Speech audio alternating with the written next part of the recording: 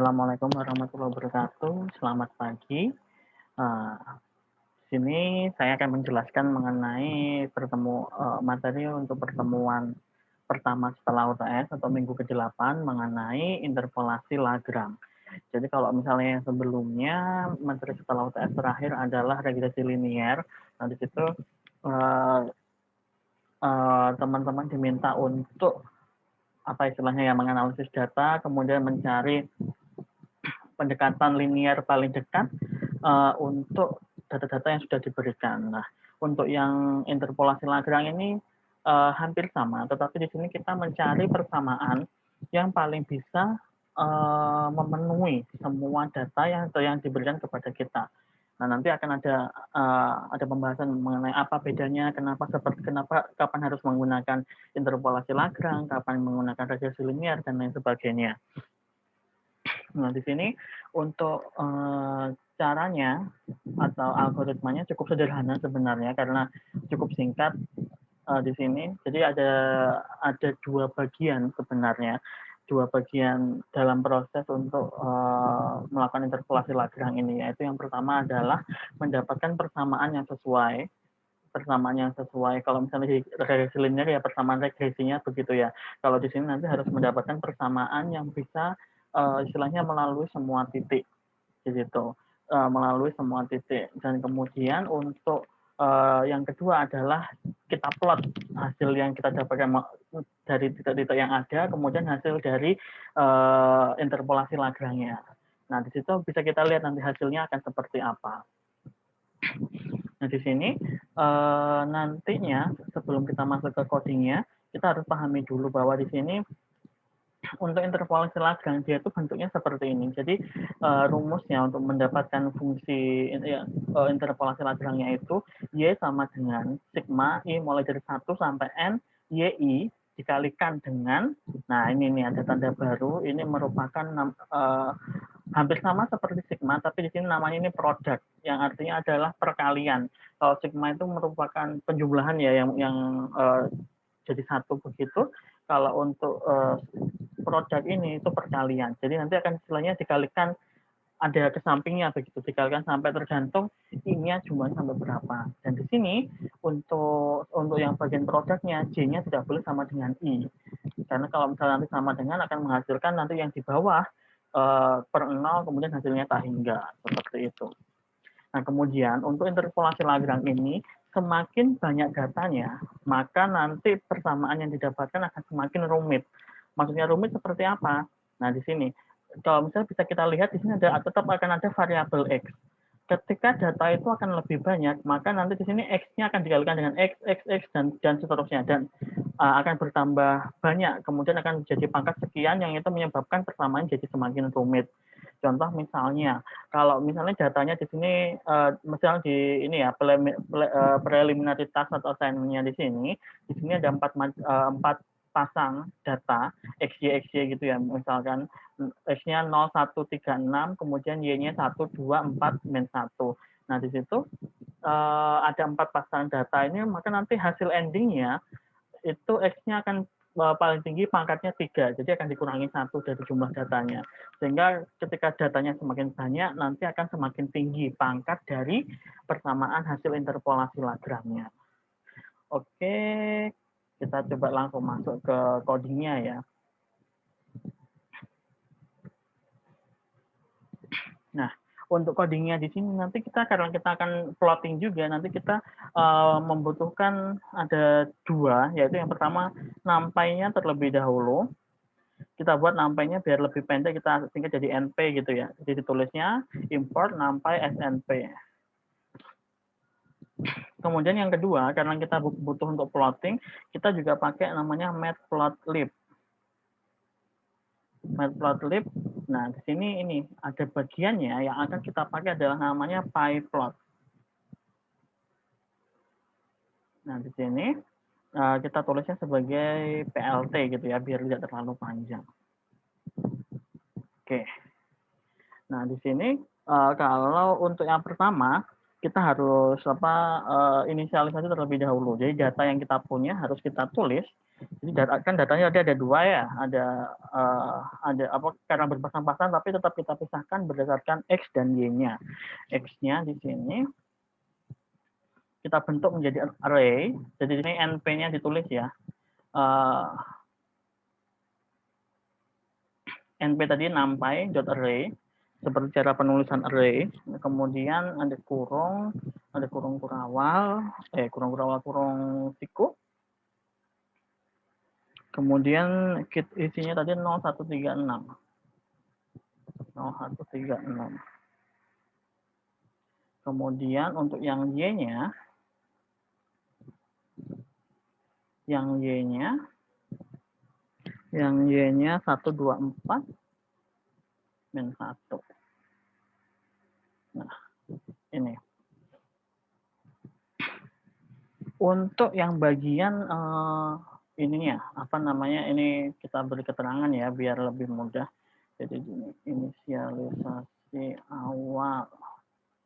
Tanda pagar di situ sebagai komen, jadi tidak dianggap codingnya ya, untuk membantu kita keterangan-keterangannya. Nah di sini seperti halnya waktu membuat apa namanya sigma, jadi kita harus setting posisi awal dulu. Kita anggap misalnya hasil persamaannya itu hasil gitu ya, hasil NP. Nah, di sini karena ini bentuknya itu bukan berupa angka atau yang biasanya kita pakai kemarin ada kalau di penjelasan yang pengenalan itu ada integer, ada float dan lain sebagainya, ada string. Nah, kalau di sini karena dia berupa persamaan, nah ini ada fungsi lagi namanya poly1d yang itu termasuk di dalamnya numpy. Jadi di sini numpy.poly1d itu bukan i ya, tapi satu. Nah, di sini poly1d ini isinya pertama kita kasih 0. Nah dia karena nanti otomatis karena ini angkanya nggak pas begitu ya, makanya kita pakainya float seperti ini. Seperti ada koma nolnya. Itu sebagai inisialisasi awal. Nah kemudian yang selanjutnya adalah kita mulai nih. Tadi kan ada rumusnya cuma pendek seperti itu ya. Ini di sini masuk ke interpolasi Lagrange-nya. Di bagian interpolasi Lagrange, yang pertama kita lakukan adalah, nah, karena tadi ya udah jelas, karena ada sigma, pasti dia itu berupa looping. Kalau looping bisa lebih enak yang pakai for, atau while juga bisa sebenarnya. Nah, kita gampangnya biasanya kan for i in range-nya mulai dari berapa? Kita pakai mulai dari 0 sampai panjangnya dari X.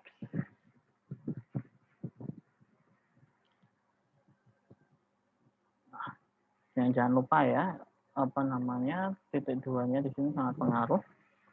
Titik 2. Nah, di sini tadi kan di atas ada dua bagian ya, ada yang di atas sama yang di bawah. Nah, untuk yang di atas itu namanya kan apa, numerator. Numeratornya kita anggap, karena tadi ya, numeratornya di sini yang menyebabkan persamaan itu menyebabkan yang tadi itu ada jadi persamaan gitu ya, ada variabel X yang di atas, sehingga kita nulisnya seperti ini.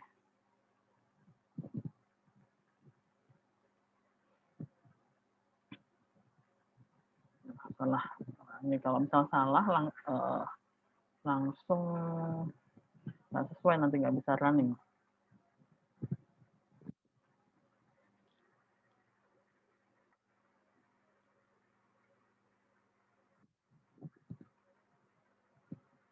Nah, di sini kita anggapnya misalnya 1,0.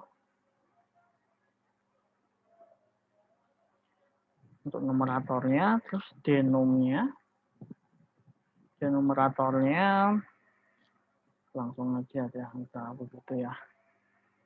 Nah, ini kan tadi kan yang ini bagian yang looping ini, looping apa namanya, yang sigma. Sekarang yang produk. Nah, kalau yang bagian yang produk,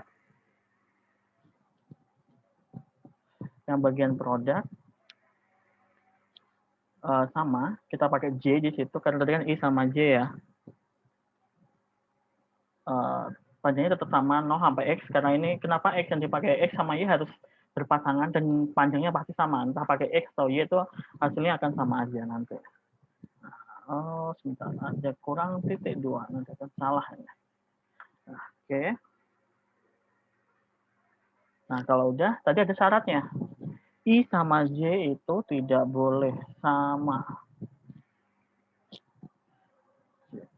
Nah, ini ini kok angka 1. I. I tidak boleh sama dengan J, baru kemudian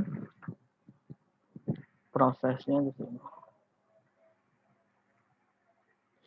Kalikan nomor yang lama itu dikalikan dengan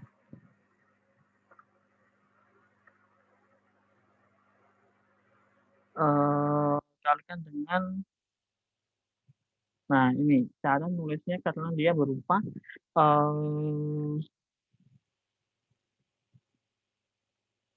persamaan, itu pakai poly 1D tadi. Nah, sekarang ada isinya di dalam. Nah, di sini adalah X-nya derajat 1, kemudian dia dikurangi dengan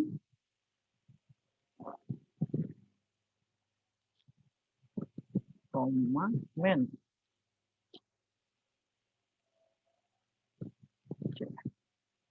Kenapa seperti ini?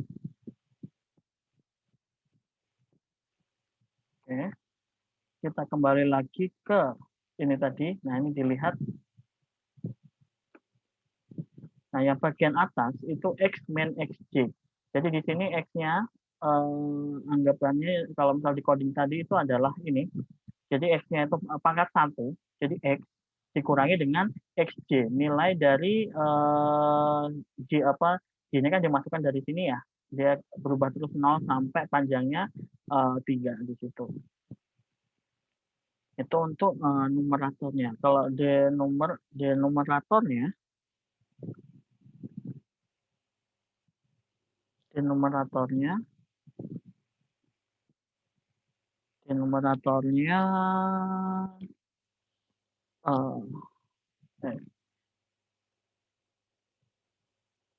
dia harus dikalikan terus, tapi di sini dikalikan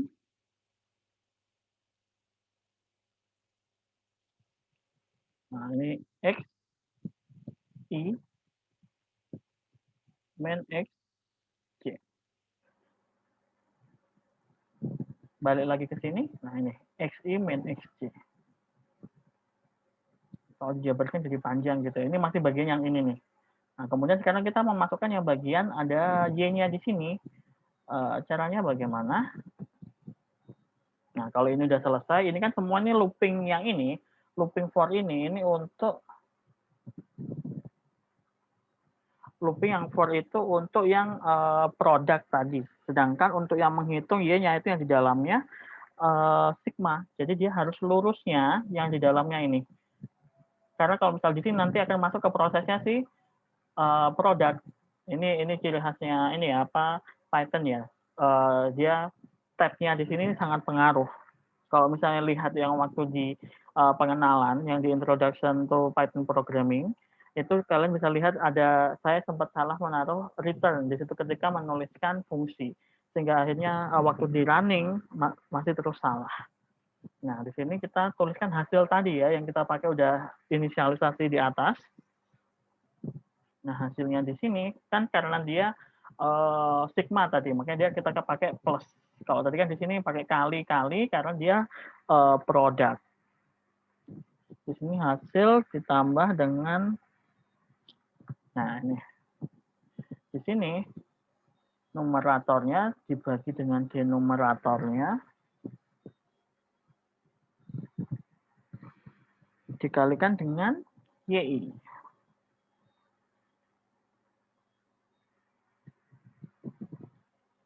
Oke, nah ini udah. Nah, kemudian kalau sudah, kita tampilkan pakai print. Biar bagus, kita ambil dulu.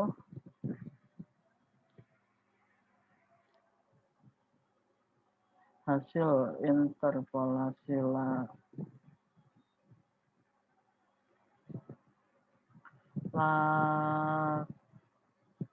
Lagrange-nya adalah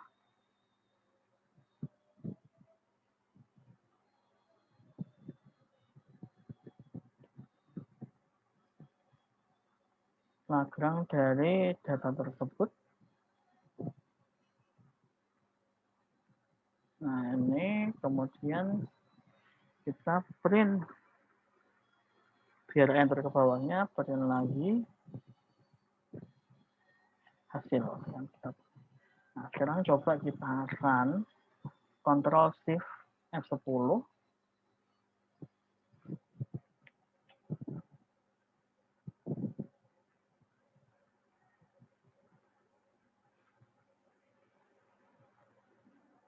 Harusnya sudah muncul persamaannya.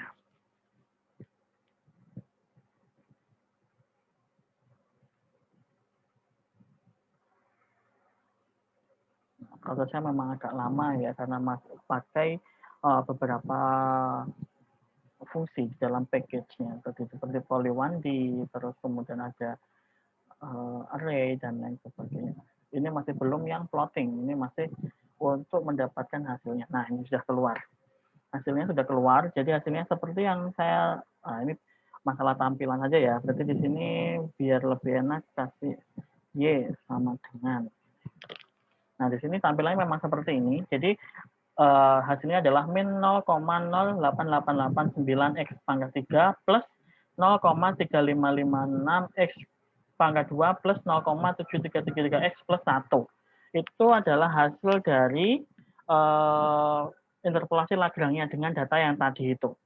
Nah, sekarang setelah kita mendapatkan hasil ini, kita harus plotting hasil-hasil tersebut.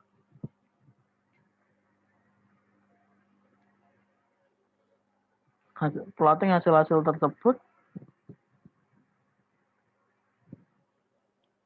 Pertama, kalau untuk plotting seperti ini, data kita harus punya data X dan Y untuk yang lebih panjang. Kalau ini kan cuma titik-titik doang ya, ada 4 tadi itu. Jadi dari persamaan tadi itu, kita masukkan data-data yang lebih sempit atau lebih kecil untuk biar nanti kelihatan gitu bedanya seperti apa, grafiknya seperti apa sih gitu.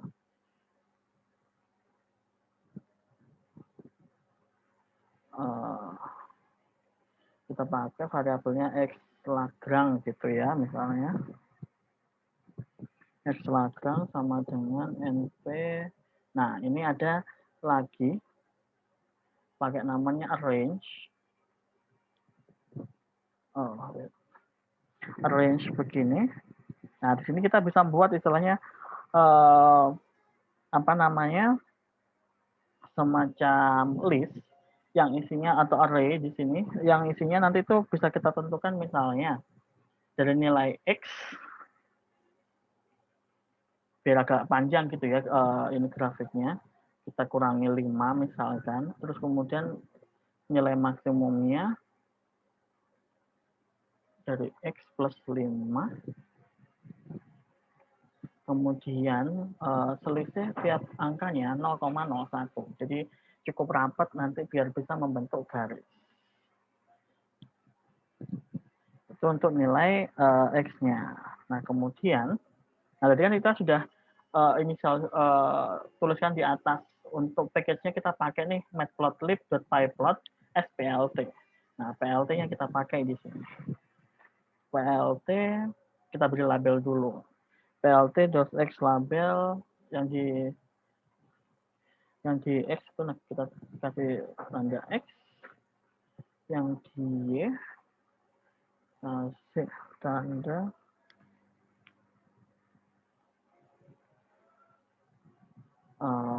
Y gini aja nggak apa-apa. Terus kemudian biar kelihatan garis-garisnya, kita juga bisa tampilkan grid-nya. Grid, kalau misalnya mau tampilkan grid-nya, default-nya itu dia false, jadi nggak akan muncul, jadi polosan gitu. Tapi jadi kalau mau di ini kan tulis true. Jadi nanti akan keluar kotak-kotak grid-nya. Nah, di sini kita sekarang X-nya sudah ada nih. Untuk Y-nya, nah ini kita tinggal implementasikan hasil dari persamaan yang sudah didapatkan dari interpolasi Lagrange. Jadi pakai looping. For i in range mulai dari 0 sampai misalkan panjangnya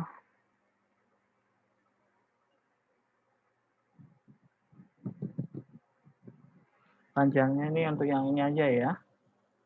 Untuk yang 4 data itu.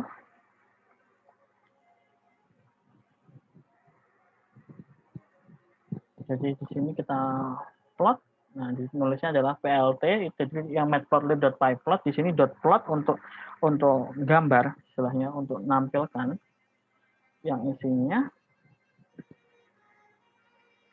x, y, agak lemot ini ya.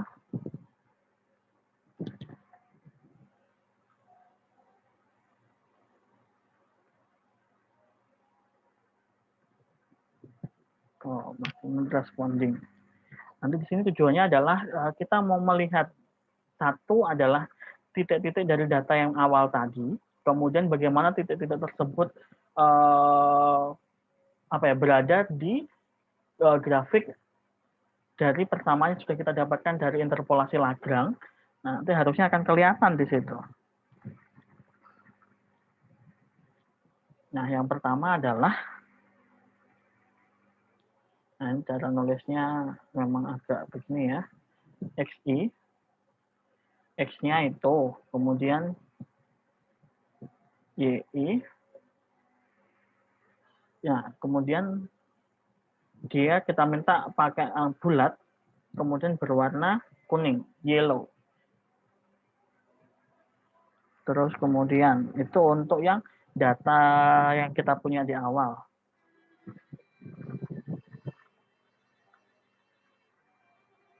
Nah, kemudian kalau untuk yang selanjutnya,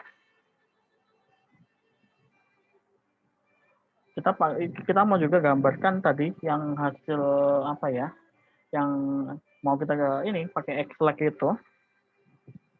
Jadi X-lag dari yang Lagrange ya. Nah, kemudian ini result-nya langsung bisa kita pakai di sini. Result pakai hasil kita tadi ya. Hasil kemudian dimasukkan semua nilai X-nya. Nanti jadi langsung otomatis di sini. Sebenarnya bisa juga mau ditulis, bisa lah tulis di sini. Yang Lagrange. Yang Lagrange di sini result X Lagrange. Wah, balik dari tadi ya. Kita harusnya pakainya hasil tadi.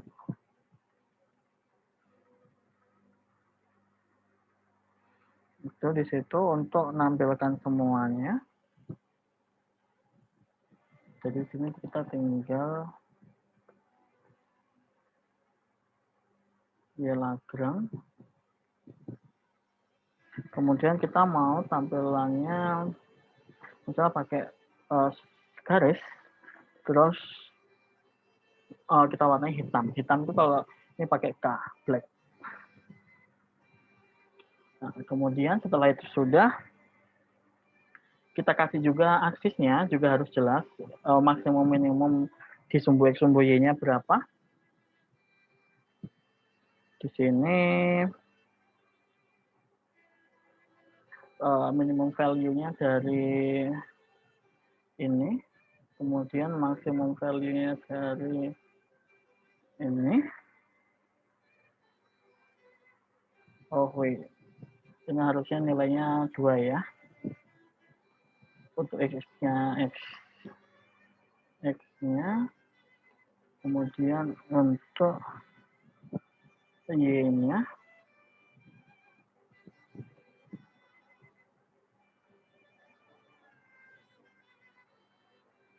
nah kemudian biar nggak terlalu mepet, kita kasih jeda 1 gitu ya dari ujung. Atau kalau masih terlalu mepet bisa ditambah lagi. Nah, itu sudah. Sekarang step terakhir, setelah kita coding untuk yang plotting itu, kita tampilkan. Oke, show. Terus ini memang sintaknya seperti ini. Sekarang coba kita running.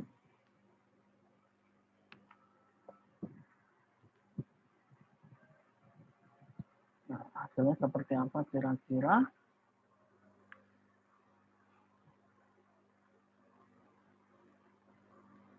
Kita masih tunggu. Jadi akan keluar nanti tampilannya seperti apa. Ini akan sangat penting nantinya untuk apa? Untuk menampilkan seperti contoh misalnya ada yang nanti mau skripsi mengenai citra biomedis yang itu bisa juga menggunakan coding Python seperti ini. Nah, itu bisa digunakan secara plotting seperti mau seperti apa tampilannya, aksesnya mau berapa sampai berapa. Nah, ini bisa digunakan.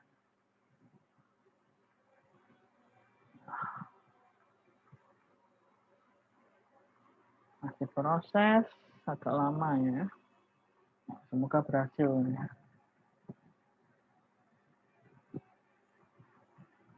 Oh, ada salah di sini. Ini kurang tutup muka satu. Yang ini kebanyakan satu. Kita coba rerun.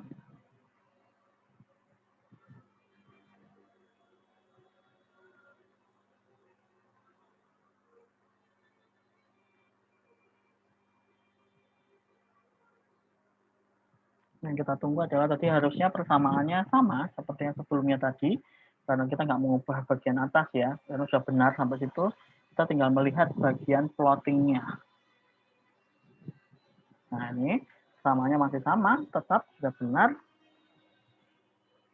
Sekarang tinggal melihat hasil plottingnya. Nah ini susahnya kalau misalnya seperti ini karena ini programming berbasis teks, jadi ketika ada typo, maka hasilnya akan salah atau dia akan terbaca, terutama untuk variabel-variabel yang digunakan. Nah ini ada yang salah nih, baris 32.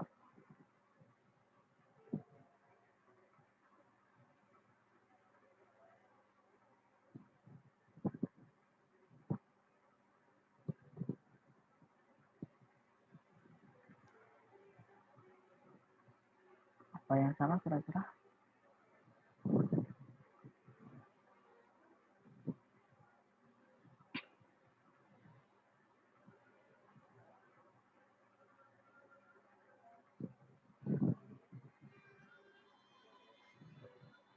Oh, lumayan banyak salahnya.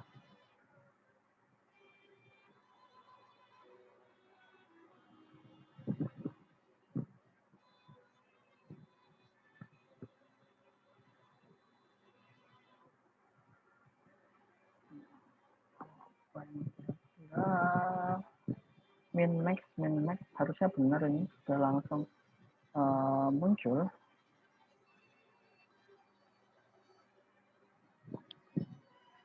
Enggak, atau ada cara penulisannya yang kurang tepat.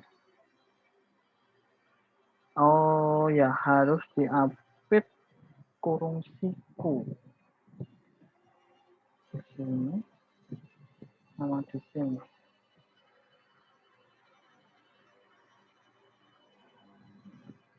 Run lagi.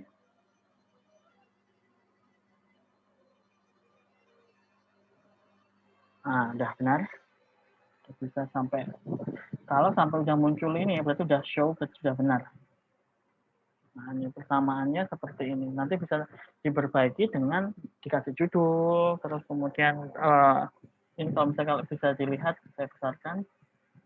Nah, di sini sumbu X, sumbu Y, kemudian 4 titik ini yang berwarna kuning, itu adalah data dari hasil interpolasi Lagrange-nya. Kemudian garis hitam ini adalah bentuk bentuk grafik dari persamaan interpolasi Lagrange yang didapatkan dari 4 data ini.